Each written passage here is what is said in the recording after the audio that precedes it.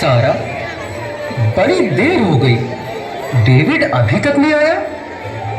उसको थोड़ा सामान लेने को भेजा था, वो इतनी देर क्यों लगा रहा है? जरूर दोस्तों के साथ बैठ गया होगा। आपको तो बस हर समय डेविड से शिकायत ही रहती है। अरे क्रिसमस है, बाजार में भीड़ होगी, अभी आ जाएगा।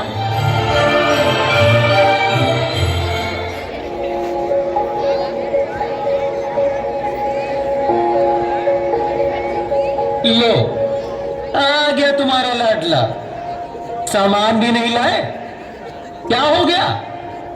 अब उधर कोने में क्यों बैठे हो? 1 मिनट शांत रहो जॉन। बेटा डेविड, क्या हो गया? क्यों इतने दुखी हो?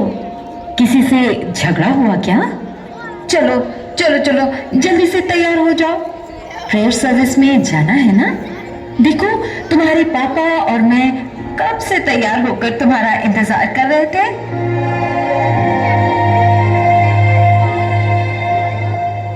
बेटा, आज का दिन तो खुशी और आनंद मनाने का है, फिर तुम ऐसे उदास क्यों बैठे हो? अच्छा चलो छोड़ो ये सब, जल्दी से अंदर जाओ और देखो, वहां तुम्हारे लिए एक नई ड्रेस और एक स्पेशल गिफ्ट भी रखा है। मुझे कहीं नहीं जाना, कुछ नहीं करना, किसी से नहीं मिलना, नहीं चाहिए मुझे नए कपड़े, नहीं चाहिए कोई गिफ्ट, नहीं जाना है मुझे चर्च, नहीं करनी प्रेयर। अरे अरे डेविड, डेविड सुनो तो, सुनो बेटा। कहाँ जा रहे हो? David, David.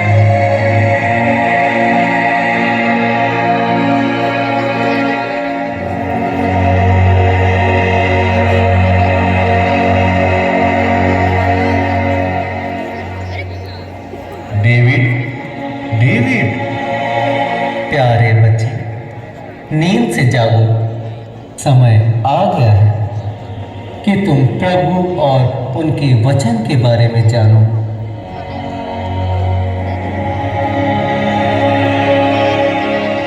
आप लोग कौन हैं? मैं प्रेम का फरिश्ता हूँ, मैं शांति का फरिश्ता हूँ, और मैं हूँ आशा का फरिश्ता। आप लोग मेरे पास क्यों आए हैं? हम तुम्हें आशा, प्रेम और शांति का संदेश देने आए हैं। क्षमा करिएगा, पर अब ये शब्द मात्र किताबों में ही मिलते हैं। कहाँ है प्रेम? खो गई है दुनिया से शांति और आशा। यहाँ तो चारों ओर निराशा के बादल छाए हुए हैं। पर तुम्हें ऐसा क्यों लगता है प्यारे बच्चे? ये दुनिया आज भी प्रेम और शांति के कारण ही चल रही है, और पूरे विश्व को प्रेम, शांति और मानवता का संदेश देने के लिए आज से लगभग 2000 वर्ष पहले प्रभु यीशु मसीह ने मानव रूप में जन्म लिया था। पर कहाँ गई मानवता? प्रेम नहीं, अब है बस नफरत, बेईमानी, हिंसा, आतंकवाद। पर ऐसा क्यों लगता है तुम्हें डेविड बेटे? हर तरफ मार काट, चोरी डकैती और बेईमानी है। एक इंसान दूसरे की मदद करना ही नहीं चाहता। आप ही बताइए, इतना दुख, दर्द, परेशानी और अशांति, आतंकवाद से पूरा विश्व ग्रसित है। क्या ये दिन देखने के लिए प्रभु यीशु इंसान बने? क्या 2000 साल पहले भी दुनिया ऐसी ही थी? प्यारे डेविड, तुम्हारे हृदय का दुख दूर करने के लिए ही आज हम आए हैं। पहले इंसान इतना स्वार्थी और मतलबी नहीं था। प्रभु यीशु ने जन्म लेकर सबको स्वार्थ, ईर्ष्या और बुराई से ऊपर उठने का संदेश दिया है। मुझे इस बारे में और बताइए। जरूर डेविड, आज हम लोग तुम्हें उस घटना के बारे में बताएंगे कि किस प्रकार प्रभु यीशु का जन्म हुआ और क्यों हुआ। आओ अब हम चलें।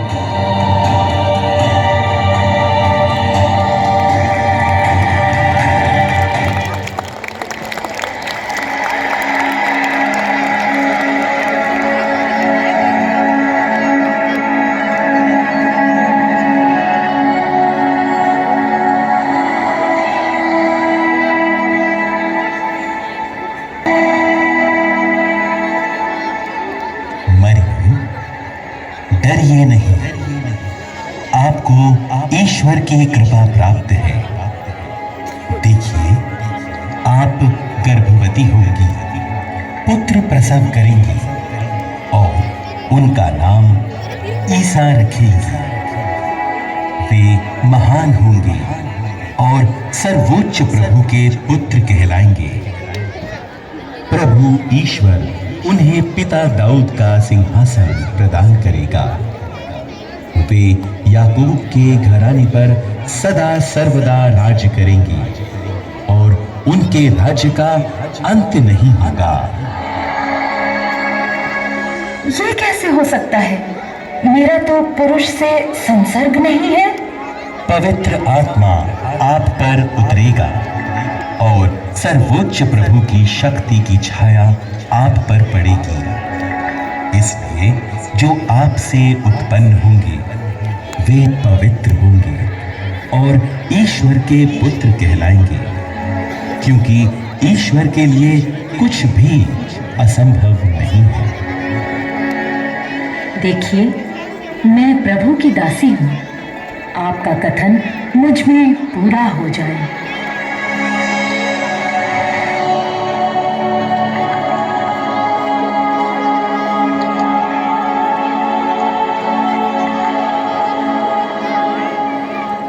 यूसुफ, प्रभु की कृपा आपको प्राप्त हो। आपने हमेशा वही किया है जो ईश्वर की दृष्टि में उचित है, इसलिए आपको ईश्वर की असीम आशीष प्राप्त है।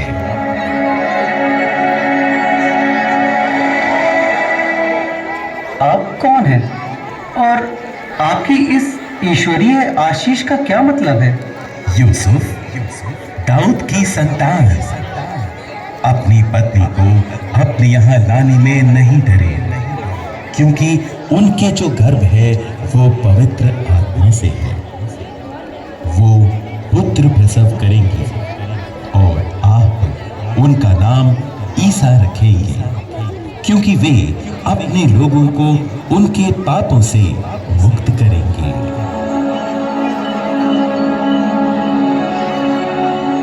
लेकिन मैं तो ईश्वर की इस कृपा के योग्य नहीं हूँ, फिर भी उन्होंने मुझ पर अपनी कृपा की है। धन्य है उनका नाम। मुझे जल्दी ही मरियम को अपने यहाँ ले आना चाहिए। हाँ हाँ हाँ हाँ, मैं अभी जाकर मरियम को अपने यहाँ ले आता हूँ।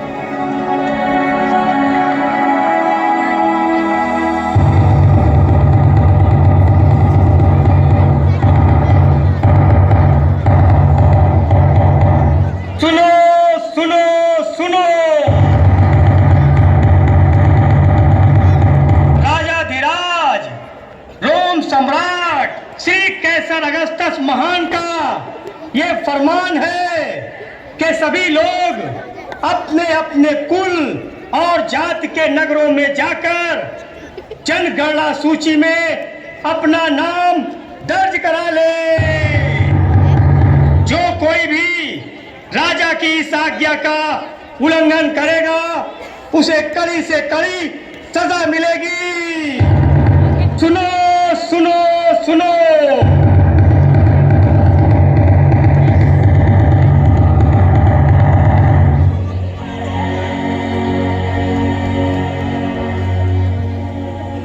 हे ईश्वर, इस ठंड के मौसम में राजा का ये कठोर फरमान, हम गरीबों का क्या होगा?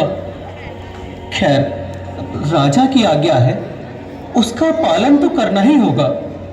चलो मरियम, हम जल्दी से घर चलते हैं। जी बिल्कुल, हमें अब देर नहीं करनी चाहिए।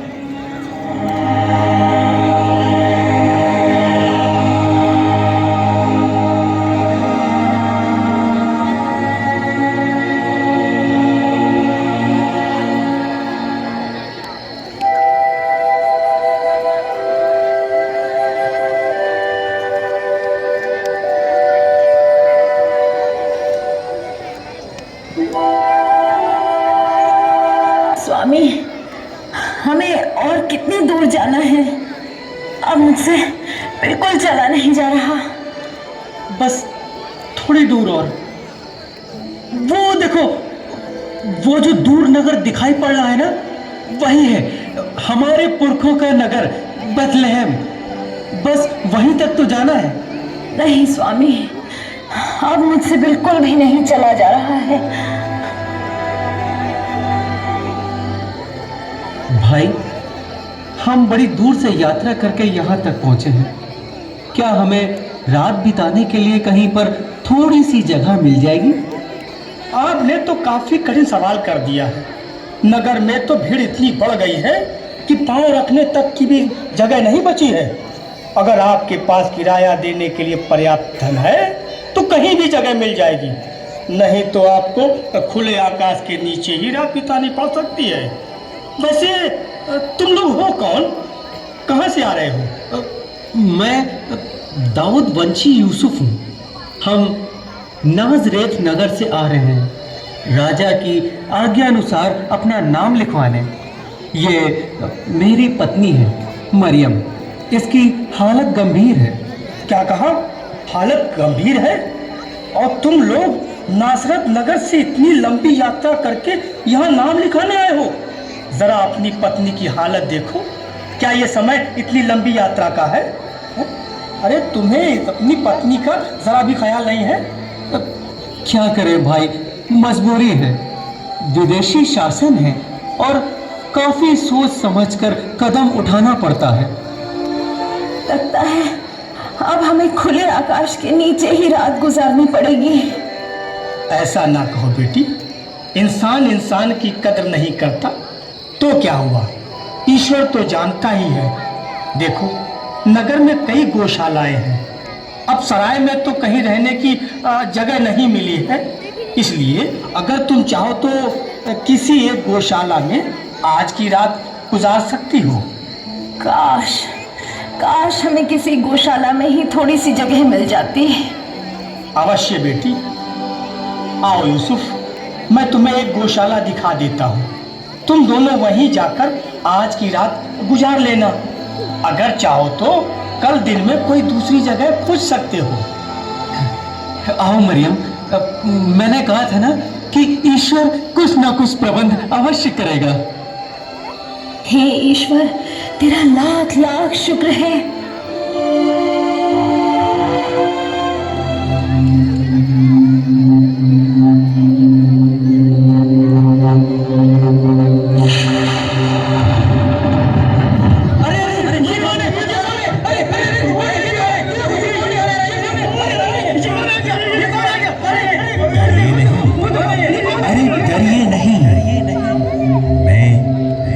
का दूत हूँ और तुम लोगों को बड़े आनंद का संदेश सुनाने आया हूँ।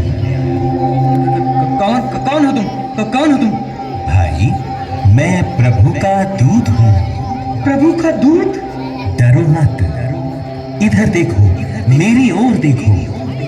मैं तुम लोगों को बड़े ही आनंद का संदेश सुनाने आया हूँ। आनंद का संदेश? नहीं, ये कोई चाल है। हमें इसकी बात का भरोसा नहीं करना चाहिए।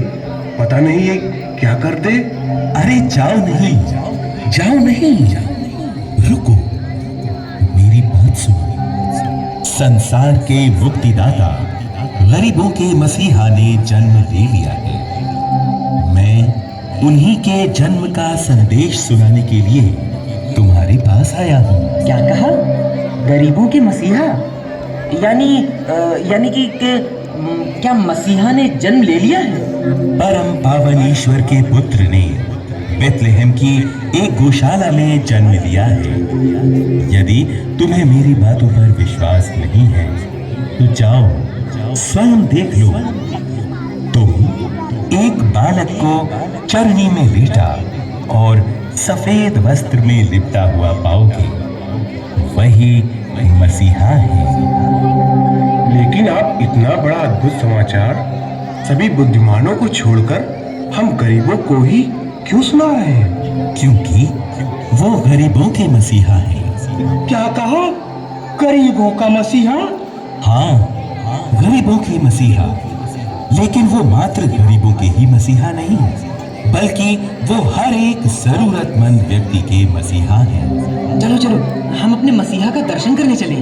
हाँ हाँ, चलो चलो, हमारे मसीहा, हमारे मुक्तिदाता जन्मे हैं, हम उनके दर्शन करने चले। चलो। हाँ हाँ चलो चलो चलो चलो चलो चलो चलो चलो चलो।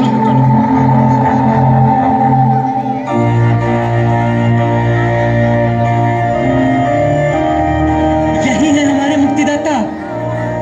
स्वर्ग और संसार के सभी वैभव छोड़कर इन्होंने हम गरीबों की सुध ली है। यही है ईश्वर का हम मनुष्यों के प्रति प्रेम। मनुष्य हमें भूल सकते हैं लेकिन ईश्वर नहीं। हे प्रभु, तू धन्य है, तू महान है। गरीबों के मसीहा की जय हो। आओ हम अपने मसीहा की स्तुति करें।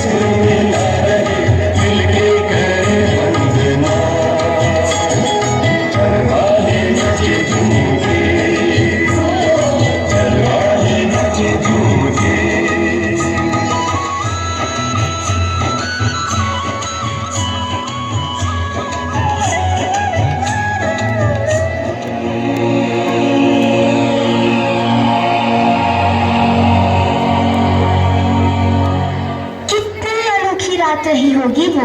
मात्र सुनने भर से ही मुझे बहुत अच्छा महसूस हो रहा है। हाँ, इसीलिए तुम्हें प्रभु यीशु के जन्म के बारे में बताया। ये प्रेम और शांति जब तक इंसान अपने अंदर महसूस नहीं करेगा, तब तक वो इसे औरों में कैसे बांट पाएगा। बदलाव हमें अपने अंदर लाना है। ईश्वर ने हर इंसान को सोचने और समझने की शक्ति दी है। इंसान का सच्चा साथी उसका अपना अंतर्मन होता है और उसे अच्छाई और बुराई के बीच का फर्क हमेशा बताता है। हमें चाहिए कि हम अपने अंदर की अच्छाइयों को पहचानें और बुरे विचारों को त्याग दें। लोगों में प्यार की बातें और पूरे विश्वास के साथ सकारात्मक विचारों का अनुसरण करते हुए जीवन की सभी चुनौतियों का सामना करें। तभी हम अपने अंदर सच्चा बदलाव ला सकते हैं। और तब आएगा बदलाव का सैलाब जो पूरे विश्व के कोने कोने को प्रेम और शांति से परिपूर्ण करेगा। जब इंसान बदलेगा तब परिवार बदलेगा, परिवार से समाज बदलेगा और सामाजिक बदलाव से ही देश बदलेगा। जाओ प्यारे डेविड, क्रिसमस की खुशियां मनाओ।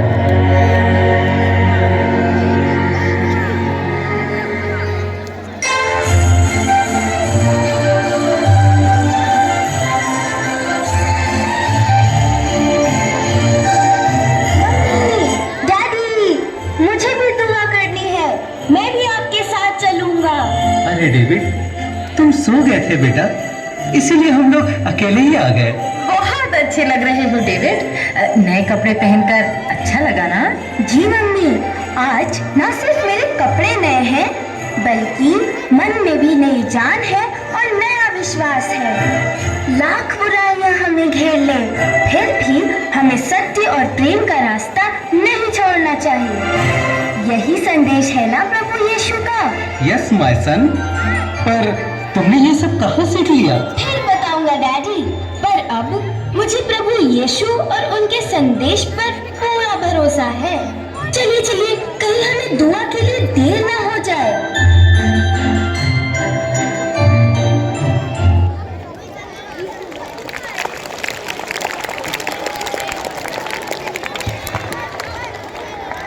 Now, how can we forget the most important messengers, the shepherds, who brought the message of the birth of Jesus Christ? Without their dance, the play will not be completed. So,